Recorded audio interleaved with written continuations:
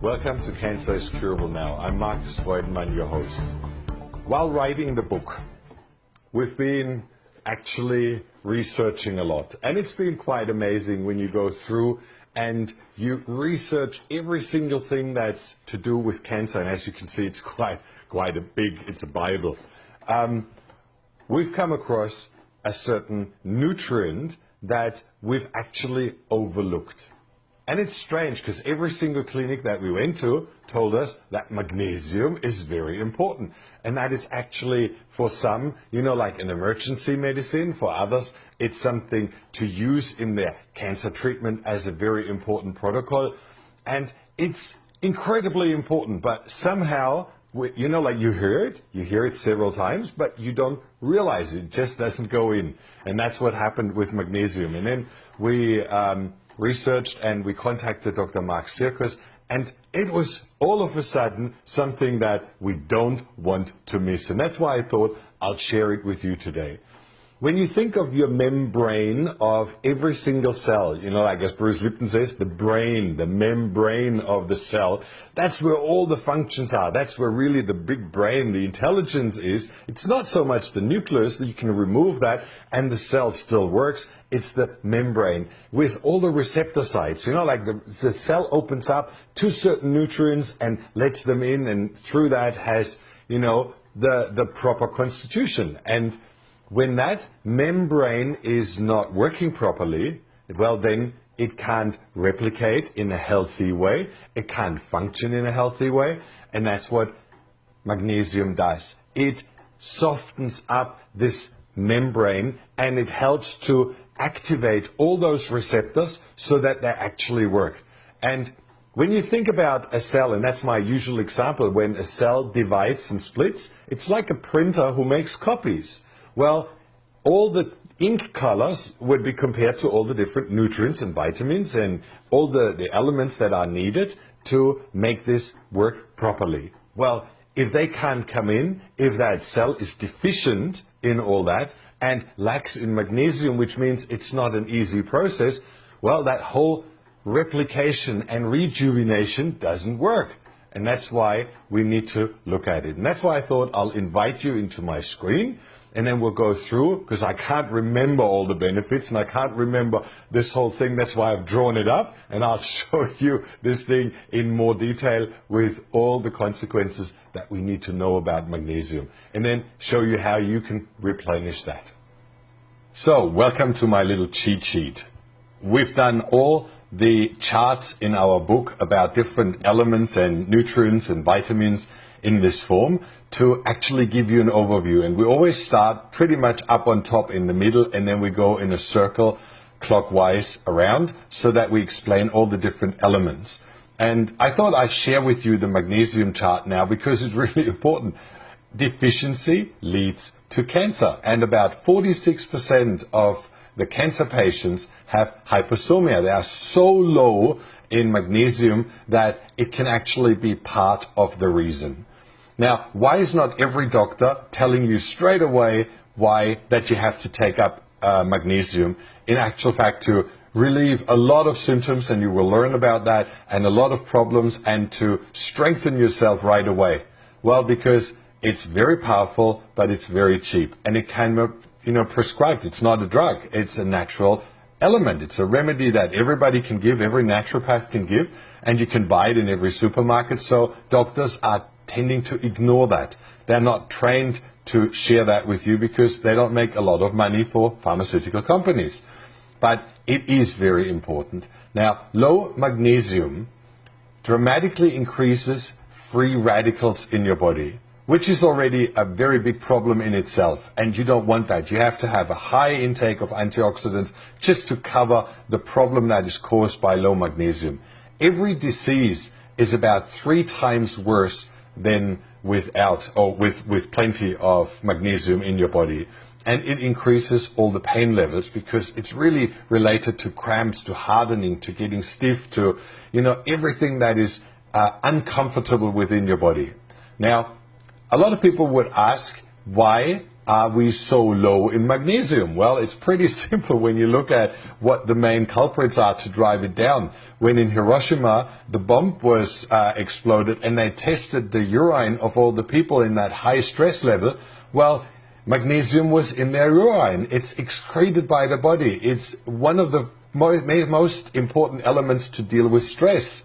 So if your levels are low, then you deplete even worse. And that's why stress becomes a lot more overwhelming if you are low in magnesium.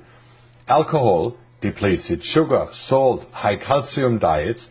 High calcium is actually, the counterbalance if you have osteoporosis and calcium is pulled out of your body, out of your bones, out of your cells, well, then it's usually related to a low magnesium level.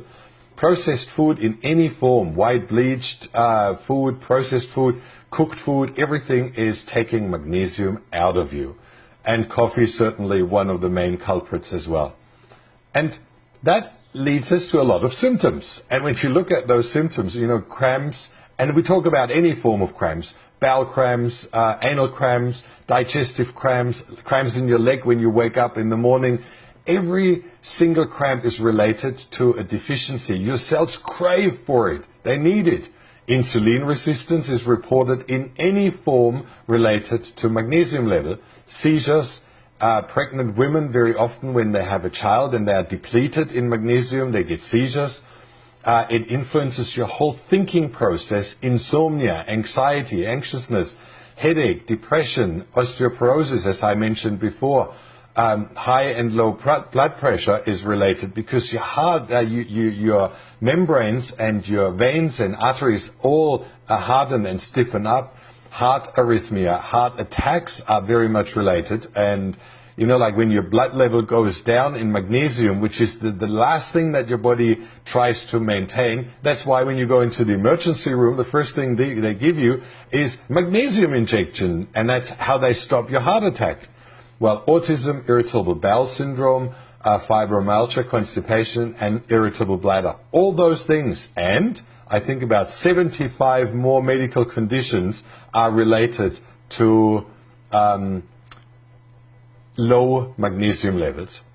Now, why does hardly any doctor realize that in your blood? Because it's not detectable in the plasma. As I just said, your blood tries to maintain top levels so that your heart can function well, and that's why it's pulled out of the cells. It's the intracellular deficiency which then makes all those cramps, all the pain, everything is 3 times worse because, it's pulled out of every organ that would actually need it.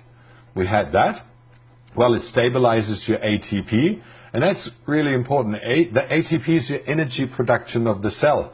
And if you have enough magnesium, well, the DNA and RNA transcript are actually repaired. They work well, they function. As Bruce Lipton says, the membrane, the brain of the cell is the most important, and that's what you repair by taking up magnesium. Well, it protects cells from cadmium, lead, mercury, aluminum. Well, that's the neurotoxins that you have in your body, and we really need to have a protection from that because lead is in the air, it's everywhere. Mercury in your fillings and teeth, that's a very important part that is protected. It's required for ion transport, which is, your grounding, your energizing, your blood energizing, and that's one of the most critical things to give you energy. Magnesium is required for 300 enzyme reactions. Well, enzymes break down undigested proteins, they help you digest, they pull the nutrients out. They are important. Well, if you don't have magnesium, you don't have those 300 enzyme reactions. That really doesn't help to get well. It's required for glutathione synthesis. High levels of magnesium inhibit carcinogenesis. And when I said in the beginning that your cells replicate, and they replicate weird and abnormal cells, well, that's what we call cancerous cells. And that's inhibited with magnesium. When you have low levels, your cells are so stiff and hard that they cannot throw out those heavy metals, neurotoxins, and other toxins. You cannot detoxify your body with lack of magnesium. So, like it's a very natural substance. It has no side effects. You can't overdose. Whatever you overdose is excreted, and that's it. Like there is no symptoms to it. And that's why it's important, and you have to take it up. Now, you can do that certainly by eating mountains of seaweed and sea vegetables. That's certainly a great way, but it's not everybody's favorite taste. Nuts, well, that's probably easier. And I'm not talking about peanuts. It's about, all the healthy, fresh nuts and organic nuts. Very important. They're heavily sprayed against fungi and all sorts of things, so you don't want to buy anything but organic. Greens and vegetables, broccoli, beans, they all contain magnesium, but you really have to eat a lot. And that's why there is different ways for uptake. And the very most important, if you are very deficient and you're suffering from cancer, is certainly to do it via intravenous treatment. Go to a doctor, have your levels tested, and then have intravenous magnesium. Have that trickled in over a period of 3 weeks, like ongoing, so that you fill up all those deficiencies, and you will see you feel so much better in a very short time. Transdermal, that means you spray it on the skin in form of a solution, in form of a magnesium oil. You have it sublingual, and that means you spray it underneath your tongue, which is very, very immediately absorbed in your body, like homeopathics and the other remedies. You have a foot bath, which is very relaxing, and for elderly people who don't want to get into a whole bathtub in and out, and which is, like a little bit more involving, you can just do a foot bath and do that every evening, a warm, really hot foot bath with those magnesium flakes, and you put them into your bath, and then you go and sleep afterwards. So much better, and you have slowly replenishing all those deficiencies.